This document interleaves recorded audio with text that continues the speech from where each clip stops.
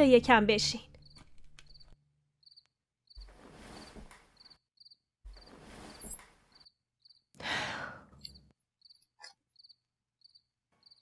اومدی؟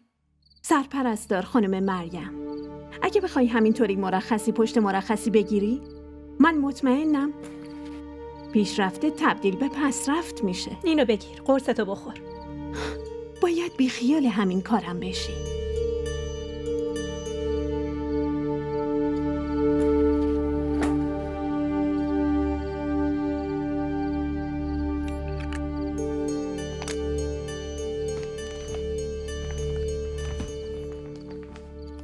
خب یکم استراحت کن، دراز بکش.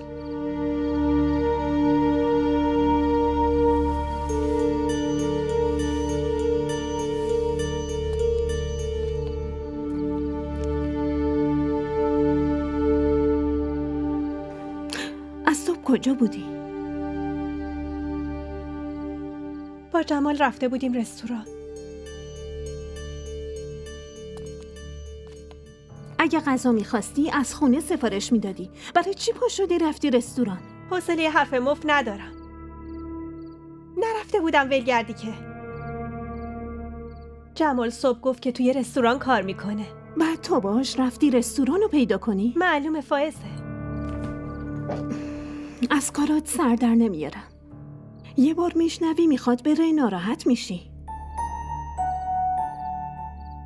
یه بارم برش میداری با خودت میبریش این بر اون بر که بره.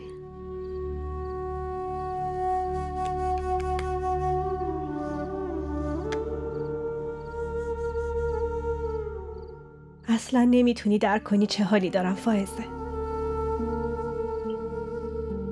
بهش دارو میدم که حافظش برگرده. از اونورم دعا میکنم که هیچی یادش نیاد. هیچ وقت از پیشم نره. فائزه، من اگه تو کارم تعهد نداشتم،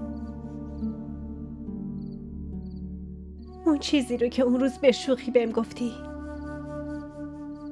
باور کن انجامش میدادم.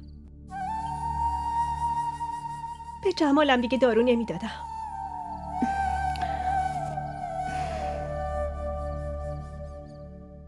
بیا بخور.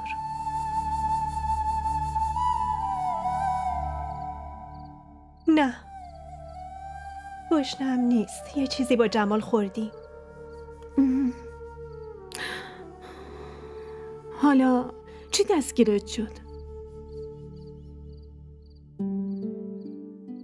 همه رستورانه شهر رو سر زدیم. هیچ خبری نشد. دنبال یه مغازه بودی؟ از کجا میدونی که تو یه رستوران خوب کار نمی‌کرده؟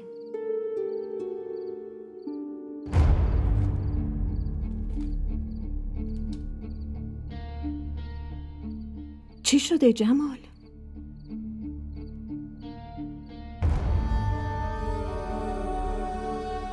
میخوری؟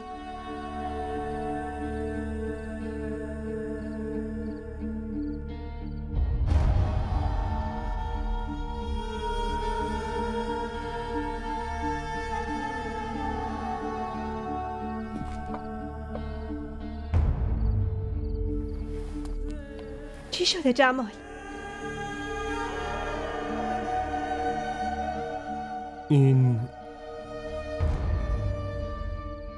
تو این رستوران کار میکردم. تو این رستوران.